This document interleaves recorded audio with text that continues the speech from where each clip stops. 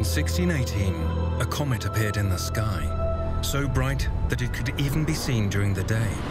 Its fiery tail was like a whip, which God used to punish people. This is the year that saw the start of the 30 Years' War.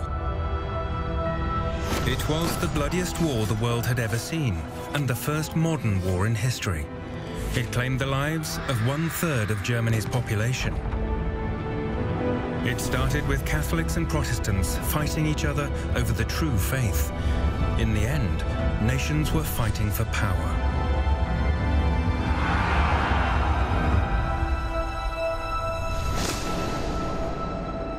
The 30 Years' War shattered the old world. It created a new Europe.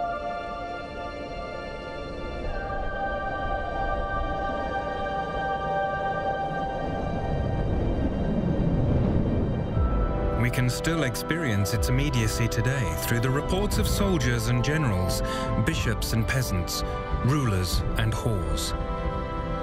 This war left the letters of an eerie monk, a man in the shadow of the powerful, and the first known diary of a simple soldier for hire who miraculously survived. It made a princess into a queen, and after only one winter, it plunged her into the abyss. It turned a poor orphan into the richest woman in Europe, and a respectable hostess into an alleged witch. This war turned the most famous painter of his time into a spy. Ik zou willen dat de hele wereld in vrede leefde, zodat we een gouden tijdperk zouden kennen in plaats van een ijzeren tijdperk.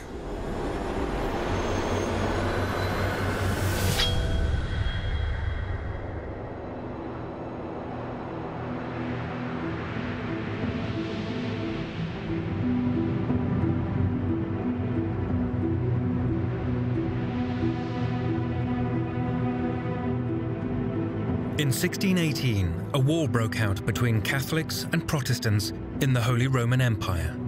Half of Europe is drawn into the conflict. For a long time, the victory of the Catholic Emperor and his allies seemed certain. In 1629, even the mighty Kingdom of Denmark has to surrender. The following year, Sweden enters the theatre of war. France, main rival of the Emperor, finances its campaign in Germany. Over several battles, Sweden brings the empire to the brink of complete defeat. In 1632, one northern German city after the other falls into the hands of the conquerors.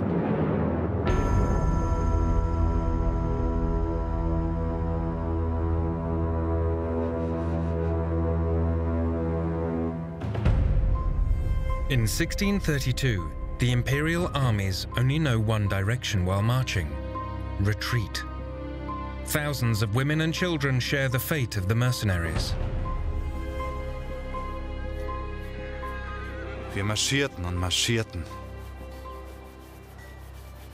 Meine tapfere Frau Anna zog im Tross mit, obwohl sie gerade unserem 4. Kind das Leben geschenkt hatte. Dem Kind waren die Strapazen zu viel und so ist es kurz nach der Geburt gestorben. Anna war da aber auch schon krank. Anna! Was ist mit dir?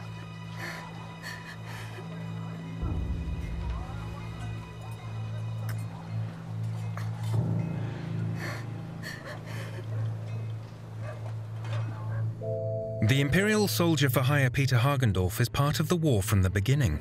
His diary describes a journey into the heart of darkness. In the midst of war, he starts a family and sacrifices himself for it. Nevertheless, the family falls apart because of the miserable living conditions. The almost permanent pregnancies, the births of his children, and then, after a short time, the death of those children, which he wrote down in his diary. It sheds a certain light on their strenuous life. He also recorded the long marches, the many kilometers which he has to walk, which his wife also has to walk, no matter whether she was heavily pregnant or not, or whether she had given birth. Sometimes he wrote down, on such and such a day the child was born, and the next day we marched on. Hey, Hando! Sie brauchen dich. Das kann warten. Anna, du brauchst eine Decke. Anna. Wo steckt der Hurensohn? Melchior, sie brauchen eine Decke. Mir geht's schon viel besser. Geh. Wir müssen los! Melchior! Komm! Melchior! Melchior!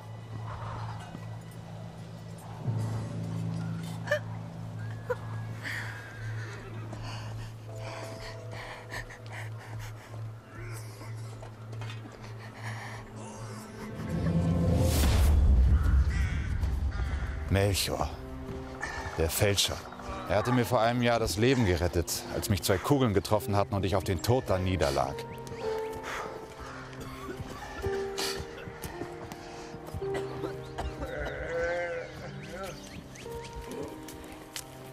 Runter!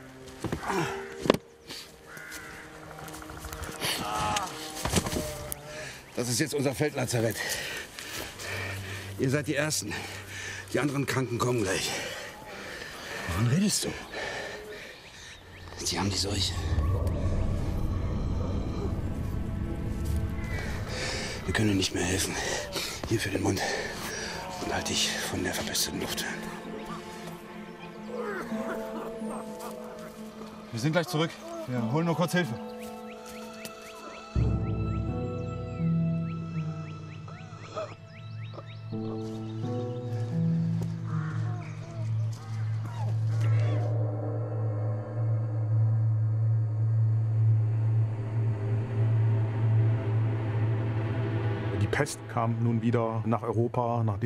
After it had been mostly eradicated, the plague returned to Europe and caused great damage. There were also all kinds of other diseases and epidemics that could break out. Often, very often, it was probably simply contaminated food or contaminated drinking water, which then led to epidemics and diseases and could then cost the lives of hundreds, even thousands.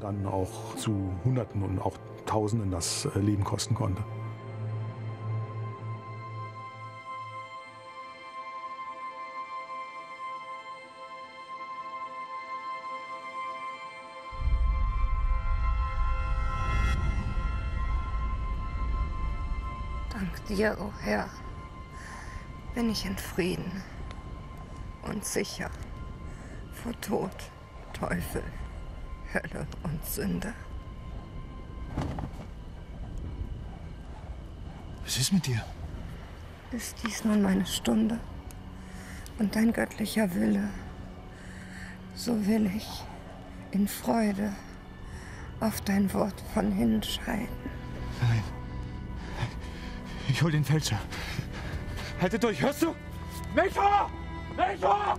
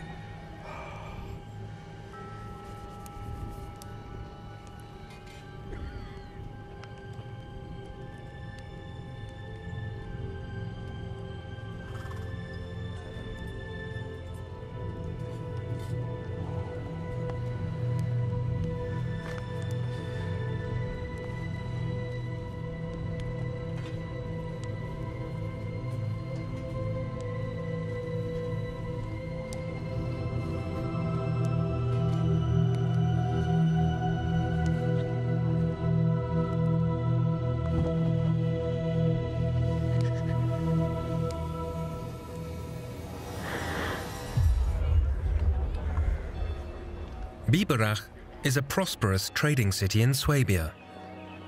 An imperial city, it is ruled by the Catholic Emperor. Since the Reformation, however, the population has been predominantly Lutheran.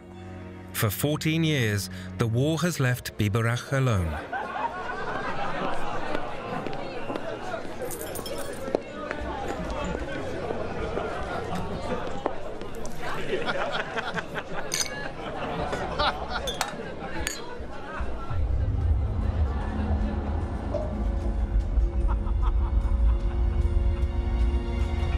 Hunger, Krieg, Pest. Mach nichts kaputt. Maria.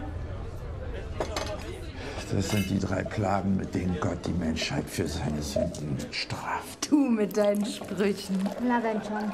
Nur uns macht der Krieg einen Bogen. Und hungrig oder durstig ist hier bisher auch noch keiner heimgegangen. Dann sind wir alle frei von Sünde. Halleluja! Auf dein Wohl.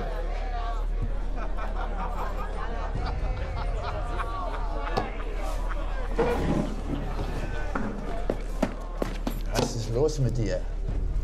Willst du nicht anstoßen mit dem Henker?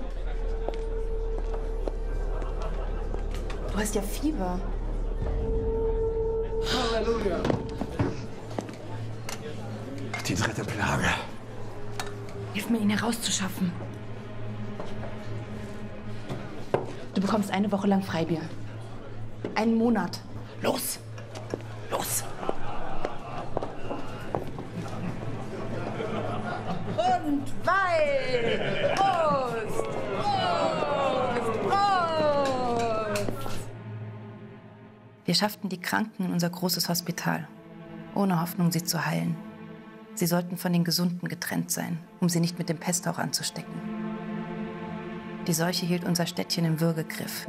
30 bis 40 Unglückliche erlagen ihr, pro Tag. Gott war gerecht in seiner Heimsuchung. Die Pest traf alt und jung, Frau und Mann, arm und reich, Papisten wie Evangelische.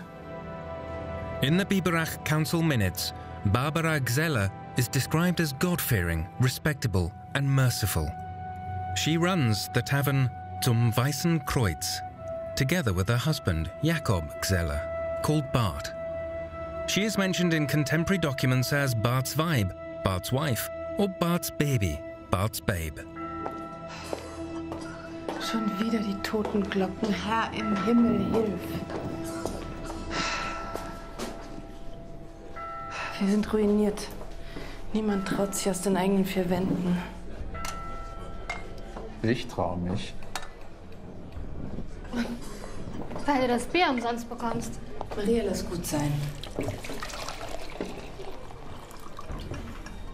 Maria, gib mir noch ein Bier. Die Menschen können sich nicht ewig verstecken. Das geht jetzt seit Monaten. Selbst wenn die Pest überall in der Stadt lauert, müssen sie doch Durst haben, oder?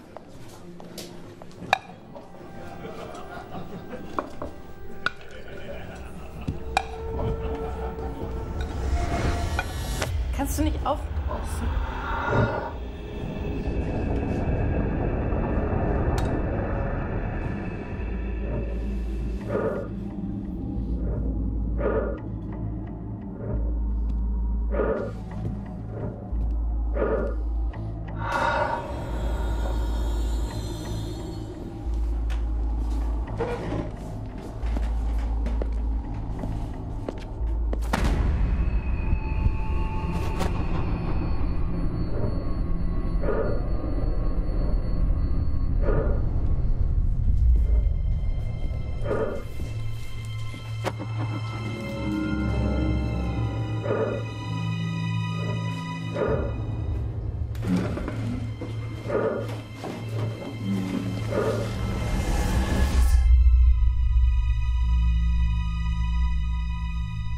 The plague doctors' eerie masks hide cloths soaked with vinegar to protect them against bad air.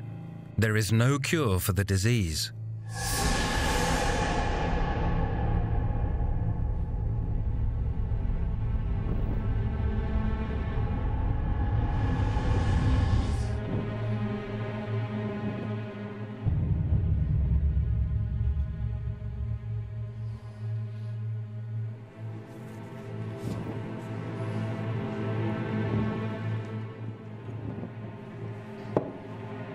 Die Pest hat ein Ende. Was? Die Pest hat ein Ende. Die Pest hat ein Ende? Die Pest hat ein Ende. Oh, dank dir, Herr.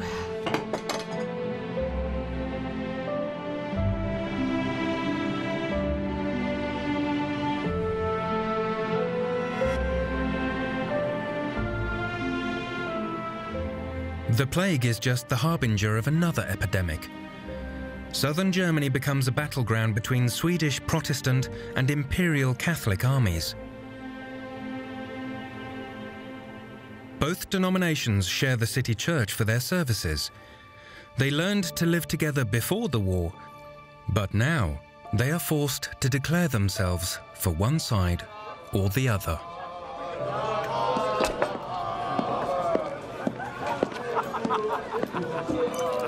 Der Herr hatte uns wahrlich gerettet.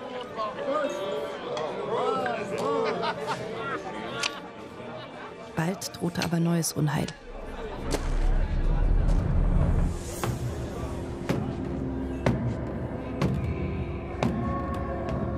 Soldaten besetzten die Stadt. Ihre Waffen machten uns Angst und mehr noch als das, ihre Herkunft aus einem fremden, unbekannten Land. Schweden.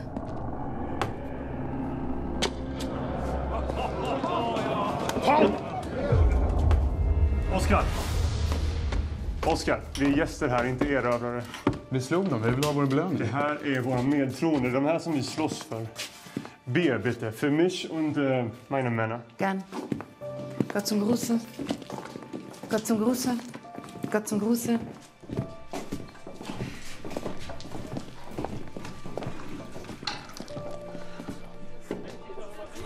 Immerhin sprechen Sie unsere Sprache.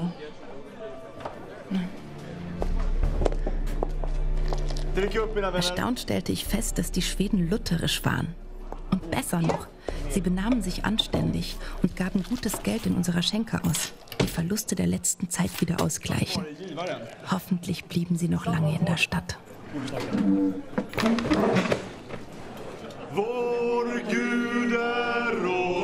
Singen diesen Choral jeden Sonntag in der Kirche. Vår kung, unser König, sang mit uns, als wir deutschen Boden betraten. Und jetzt ist es unsere Hymne für jede Schlacht, in der wir ziehen. Vår Gud oss en väldig borg, han vår sköld och värja. Han hjälper oss i nöd och sorg, mot allt som vill oss värja. Skål! In the summer of 1632, the Swedish and Imperial armies, both in heavily fortified camps, face each other outside Nuremberg. The battles are inconclusive. The Swedes start moving towards Austria, the Imperials to Saxony. Czech commander Albrecht von Wallenstein leads the Imperial army with unlimited authority. He has many enemies at the Imperial court, but only he has the military genius to stop the Swedes. Wallenstein's opponent is Gustav Adolf II. The Swedish king is the only ruler in this war to go to battle at the head of his troops. The soldiers worship him like a god. As a person, the king was impulsive. He was hot-tempered and easy to anger, and that was also reflected on the battlefield. He was bold, he was brave, and he dared to strike when others hesitated. And that was what made the king and his army so incredibly successful.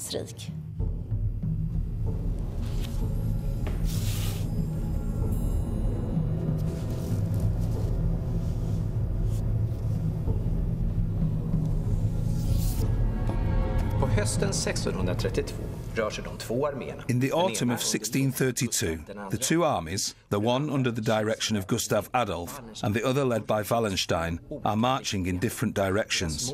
They are both pursuing a similar goal, to carry the war into enemy territory. The Swedish king, Gustav Adolf, wants to march from southern Germany to conquer the imperial city of Vienna and thus end the war. Wallenstein, on the other hand, turns to the German Principality of Saxony.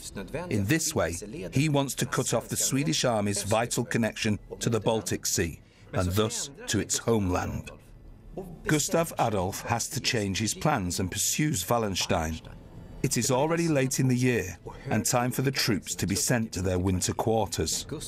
Wallenstein's army had already sent away his troops when he heard about Gustav Adolf's attack near Lützen. Gustav II Adolf var på väg i hans riktning rakt mot Lützen.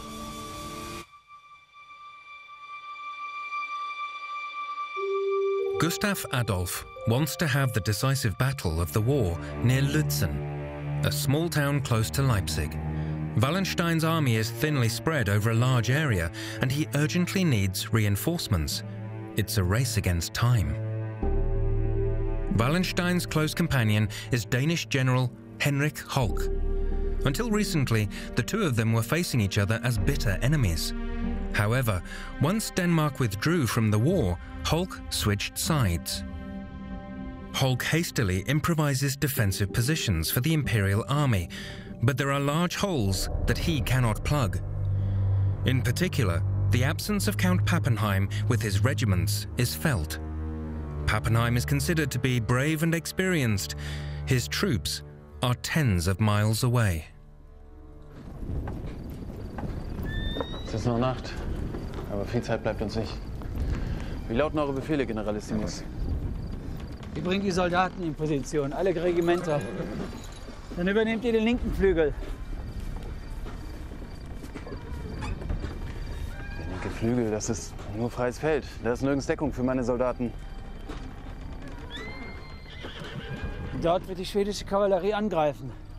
Kommandiert von ihrem König.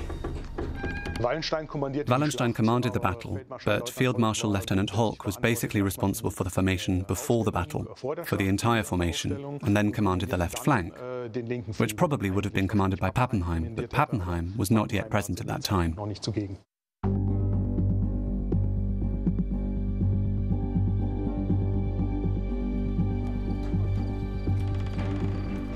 Sie werden uns überrennen. Wahrscheinlich. Aber wenn sie jemand aufhalten kann, für eine Weile, dann hier.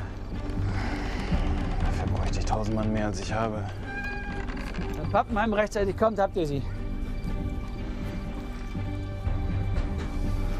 Können wir doch die Zeit aufhalten. Wir haben den Fluss und das Feuer.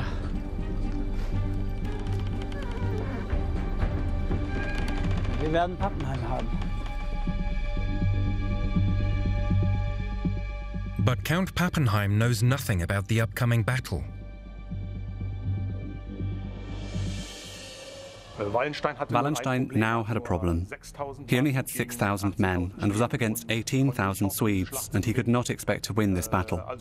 Therefore, he had to send out letters immediately to all his forces on the move. Wallenstein and Hölk both send urgent requests for help to their missing officers. In the night, the first of Wallenstein's regiments, which were not that far away, arrived on the battlefield.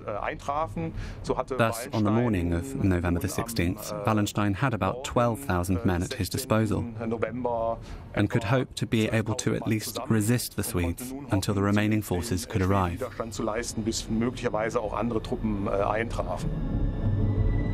Everything that Wallenstein and Hölk try is designed to slow down the Swedish advance. Retreat is not an option. It is here, at the Battle of Lützen, that a Swedish victory must be stopped.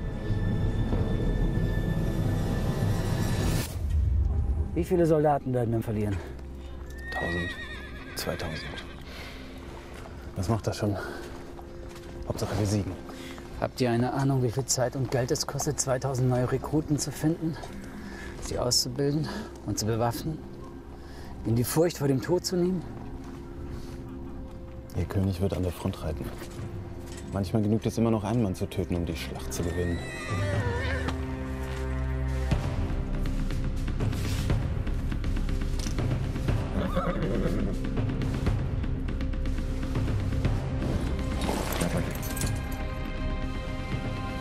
Die Losung für alle! Jesus Maria!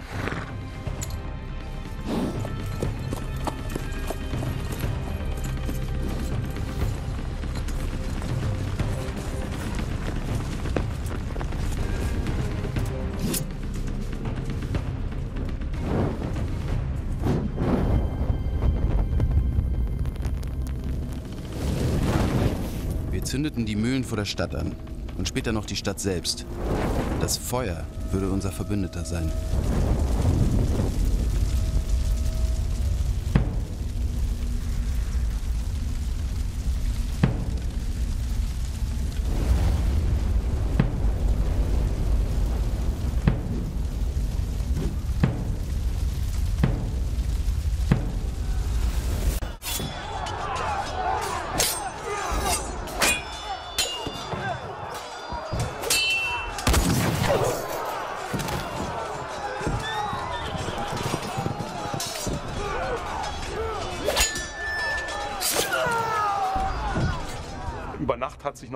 During the night, a somewhat spooky situation had developed.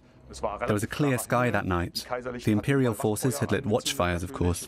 Troops were joining forces. There was a lot of movement in the night, of torches and the glowing of fire. And now Lützen also began to burn in the background. All in all, visibility conditions became increasingly difficult. Wallenstein's batteries kept on firing for 2 hours straight, the first musket volleys. Gunsmoke everywhere, which obscured the battlefield. There was no wind that day, probably with high humidity. Then we had Lützen burning, which sent smoke across the battlefield. This made orientation on the battlefield rather difficult.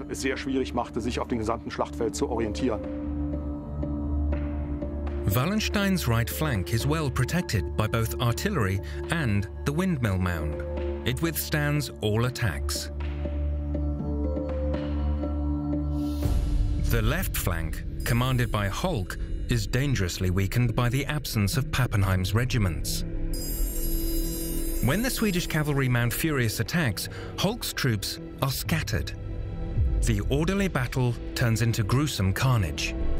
Soldiers are fighting hand to hand for their very survival.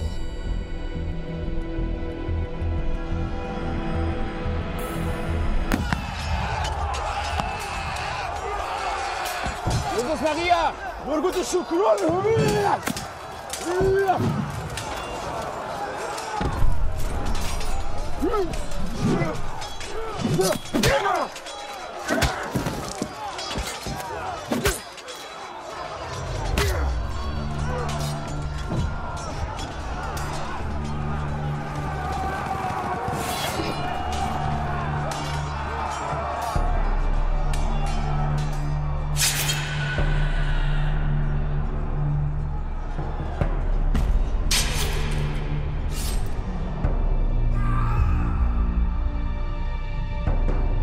Endlich traf Pappenheim mit seinen Regimentern ein.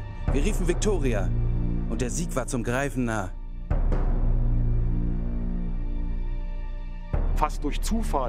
Almost by coincidence, when the battle was not going well for Wallenstein, when he actually might have lost within half an hour, exactly at this moment Pappenheim appeared. Initially with his mounted troops, about 1,800 of them. Zunächst mit seinen Reitern, etwa 1.800 Reitern auf dem Schlachtfeld.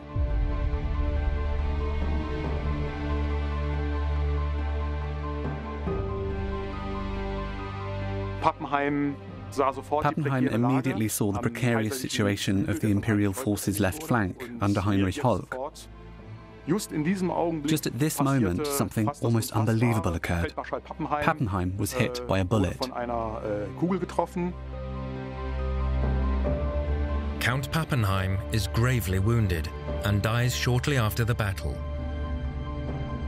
His death is a terrible loss for the imperial army. When the bullet hit him, he was carrying the letters from Wallenstein and Holk in his breast pocket. They became soaked with Pappenheim's blood and even today bear silent witness to the drama that was played out in November 1632 in Lützen. Wurde vom Pferd geworfen.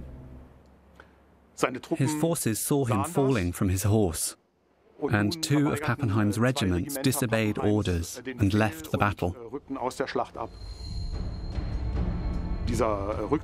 The defection caused a collapse of the imperial attack, and now the situation became very confused.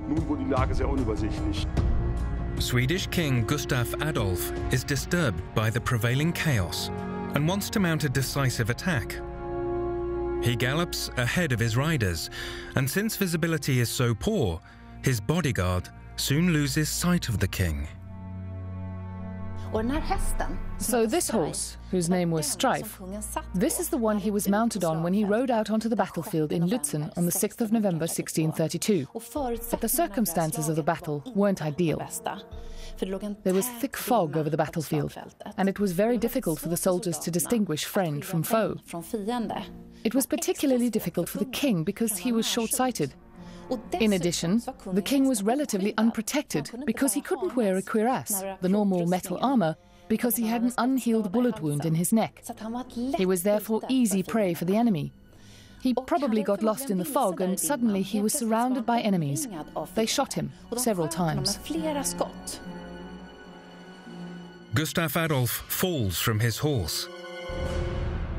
The defenseless king is stabbed and shot again and again.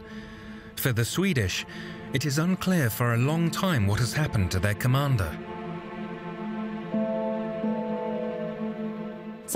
Then Strife came back, and he'd also been hit by a bullet. You can see it here under his mane.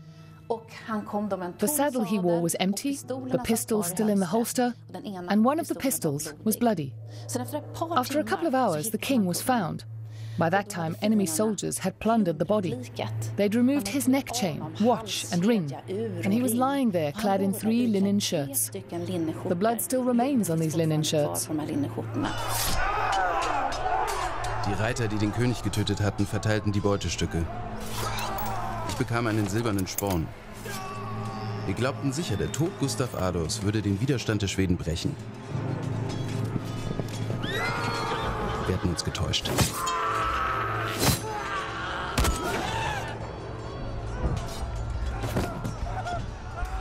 Acht Stunden wüteten die Kämpfe, ohne ein einziges Atemholen. Was als Schlacht begonnen hatte, wurde zu einem Gemetzel.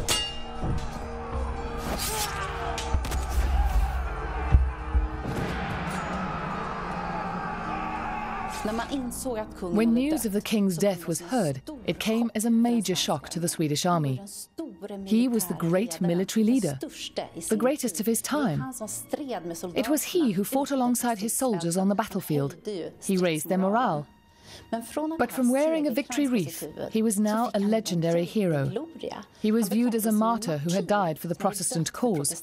He continued to be a guiding star despite his death.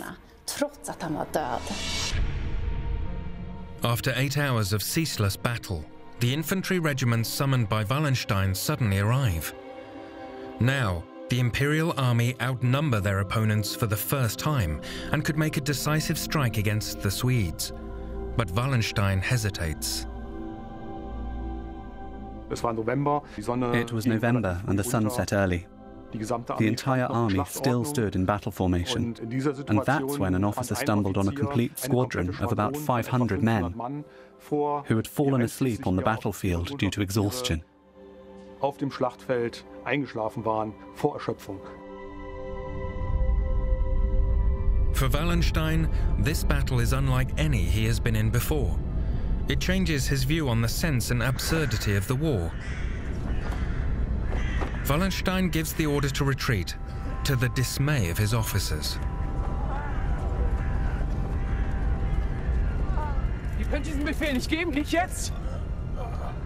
Wir haben eine halbe Ewigkeit auf diese Regimenter gewartet. Ich glaube nicht mehr an Schlachten. Nebel, Verwirrung, Chaos. Die Schweden haben keine Reserven mehr. Der Sieg ist zum Greifen nah. Siege werden nicht durch Schlachten errungen. Wovon redet ihr? Verhandeln. Kompromisse eingehen. Frieden schließen. So entsteht ein Sieg. Ist das euer letztes Wort?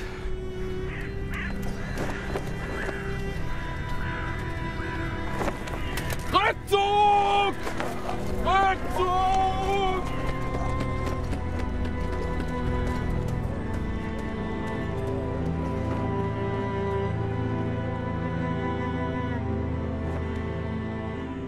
According to the traditions at the time, this left the Swedish as the victors, because they still control the battlefield. In reality, everyone has lost. Of the 40,000 soldiers who took part, 1 in 4 have been killed or wounded. A few years ago, mass graves were found and closely examined during excavations. Das Massengrab von Lützen gab uns die The mass burial site in Lützen allowed us to investigate some of the dead of the Battle of Lützen. There were 47 individuals in this mass grave. 47 Individuen in diesem Massengrab. The average age of fighting soldiers was 24. The average age of those killed was 28. Anyone who lived longer suffered for longer. Among the bodies was a relatively old soldier of about 45 years, who was in a bad state even before the battle. He suffered from syphilis and a serious bone infection. He must have been limping. He was severely hit in earlier battles, in the face, in the shoulder. He was treated by a field medic, and he finally died in Lützen due to the bullet in his head. Medical care in the army camps is catastrophic. Goat dung and spells are used instead of disinfection and medicine. Instead of doctors, they had Feldscher, field surgeons, who also acted as barbers. A wound very often became gangrenous, and gangrene almost inevitably led to death, or at least amputation. Many soldiers died from even simple wounds that could have been healed today, sometimes very fast, within just a few hours.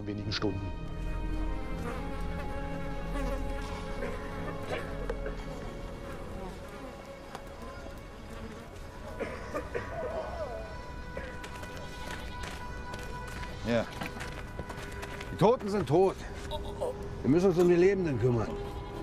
Was man so Leben nennt. Das Bein.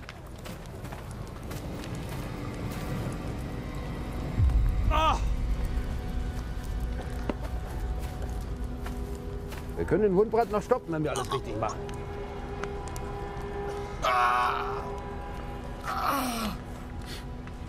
Sieh mal, das ist mein Schnaps. Du musst schön weiterleben, damit du mir auch einen ausgeben kannst. Hey! Noch was übrig. Hand auf! Der Schnaps ist für die Operation und nicht für dich. Besser für die Lebenden als für die, die sterben. Halt das Bein fest.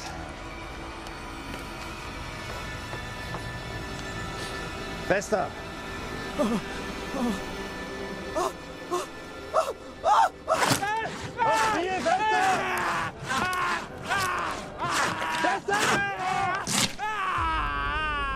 Drunkenness is the rule.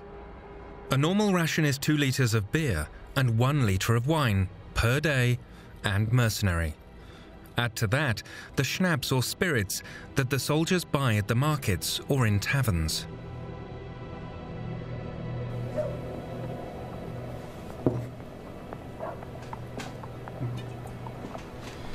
Piggar i bakhuvudet som bara sitter och...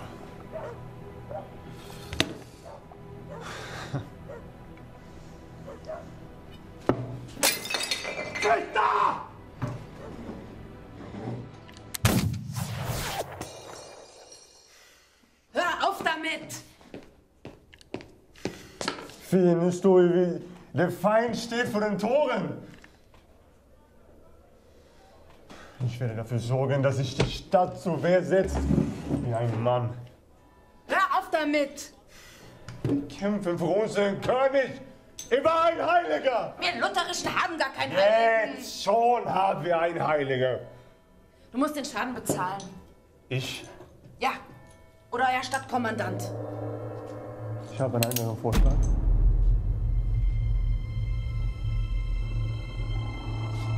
Bist du ganz von Sinnen?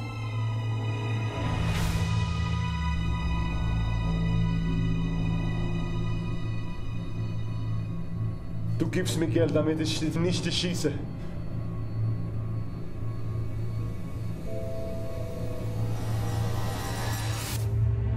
Mercenaries consider rape to be their natural right. It often happens out in public as a show of power. To steal goods and possessions from the women is often worse, as it reduces the women and girls' chances of survival.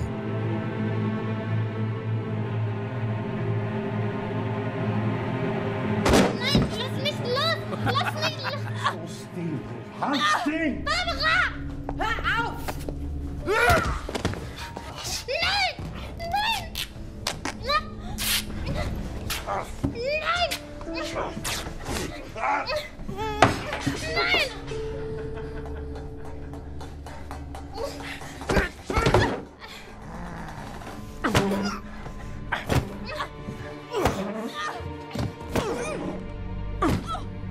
Das hieß halt Not. That meant rape, for example.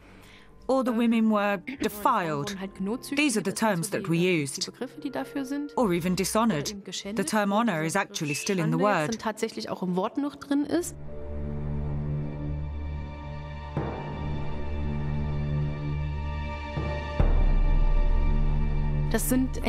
These are developments that still bear certain taboos even today. It was even more relevant in the 17th century, when a woman's honor was essentially tied to her sexual purity. Wesentlich an ihrer Geschlechtsehre festgemacht wurde. Plundering becomes a coldly calculated tactic of war. An enemy's resources should be taken away. The Swedish use it in southern Germany. It is the invention of the scorched earth principle. The Principality of Bavaria begs Wallenstein to march against the Swedish with his army, but the imperial general turns a deaf ear. He has not forgotten that Bavaria had relieved him of his duties at very short notice 3 years before. Wallenstein is following a different plan. In the spring and summer of 1633, the Swedish army plundered large parts of southern Germany. Wallenstein ignores the cry for help. Instead, he concentrates completely on Saxony. Saxony is an ally of Sweden. His goal is to force Saxony to make peace with the emperor, and he is prepared to use any means.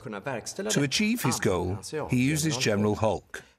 He is given the order to ruin the country through plundering, pillaging, stealing cattle, and such things, so that the voters finally understand it. Saxony was already a weakened country, abandoned by its army, and had very little to oppose. The eastern electorate of Saxony, with Dresden its capital, is one of the richest and most powerful provinces of the Holy Roman Empire. The Protestant country has hesitantly allied itself with Sweden, an intruder into Germany, but now its army is fighting in Silesia against the emperor. Citizens and farmers should protect their own territories. That is the naive idea of the Saxon elector, who thinks the war is safely far away. Ich finde an diesem ganzen Landverderben und dem Plündern armer Leute keine Freude. Meine Befehle werden oft an Grausamkeit mit Brand, Mord und Raub überschritten. Und doch sind sie notwendig. Wir müssen den Feind zwingen, mit uns zu verhandeln. Ja, aber eine Schlacht erscheint mir ehrenhafter. Und sie bringt viel höhere Verluste. Die Bürger und Bauern sagen, an ihren Orten wütet die Pest. Wenn wir dorthin gehen, werden wir angesteckt. Viele Orte sollen schon gar keine Bewohner mehr haben, außer ein paar Alten und Krüppeln. Ich glaube, sie lügen. Sie fürchten uns mehr als die Pest.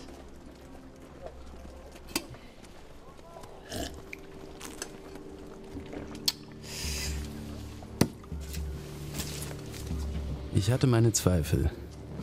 Aber wenn Christus spricht, haben die Apostel zu schweigen.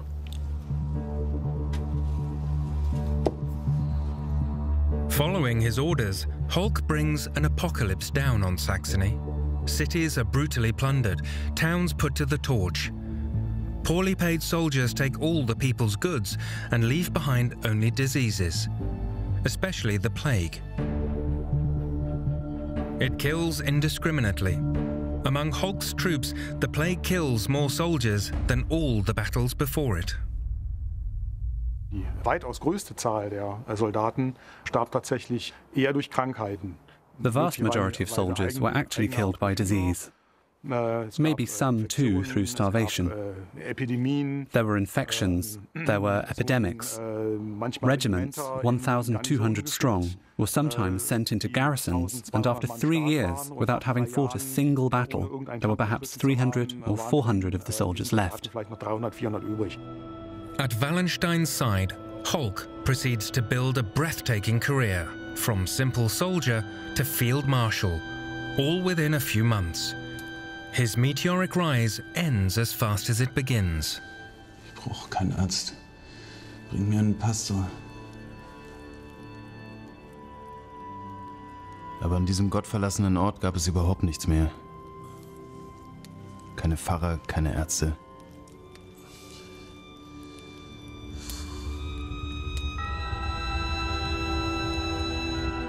Holk dies alone in September 1633, at just 34 years old. All his officers and servants have fled.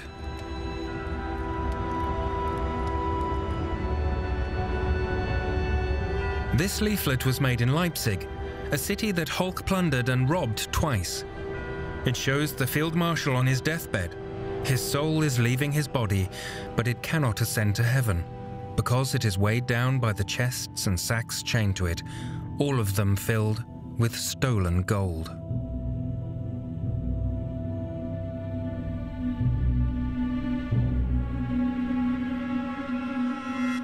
Wallenstein's brutal attempt at forcing peace in Saxony fails. The electorate fights on. Holk's death robs the general of his most loyal subordinate. As a result, Wallenstein refuses to fight any more battles. He is counting on negotiations for a general peace. He does not even let the emperor in on his plans.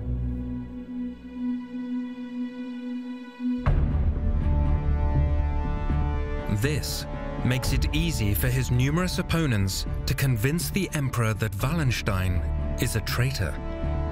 His death becomes a fait accompli. In February 1634, Wallenstein is murdered by his own officers in the Bohemian town of Eger.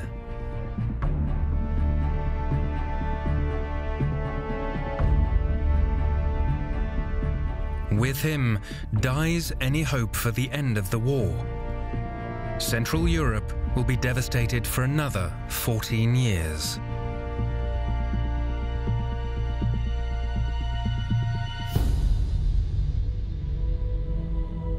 Peter Hagendorf's diary tells us little about the state or future of his world. The fate of his own family weighs infinitely heavier on his mind. The loss of his family means Hagendorf loses the support that has carried him through battle and suffering. Risking his own life daily no longer makes sense for him.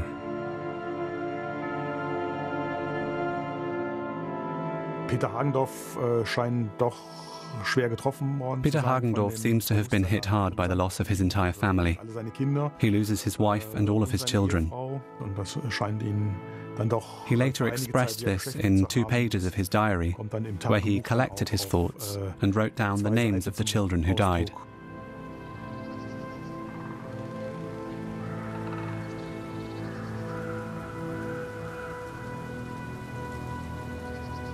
Das erste Kind ist nicht zur Taufe gekommen. Die anderen 3 haben aber alle die selige christliche Taufe empfangen.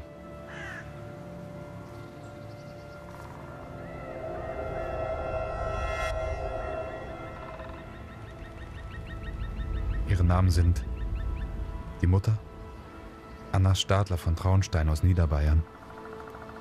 Sie wurde 29 Jahre alt. Die Kinder, das erste namenlos, ist ein junger Sohn gewesen. Dann Anna-Maria, Elisabeth, Barbara. In dem ewigen, seligen Leben wollen wir einander wiedersehen. Wenn der Krieg ein Ende genommen.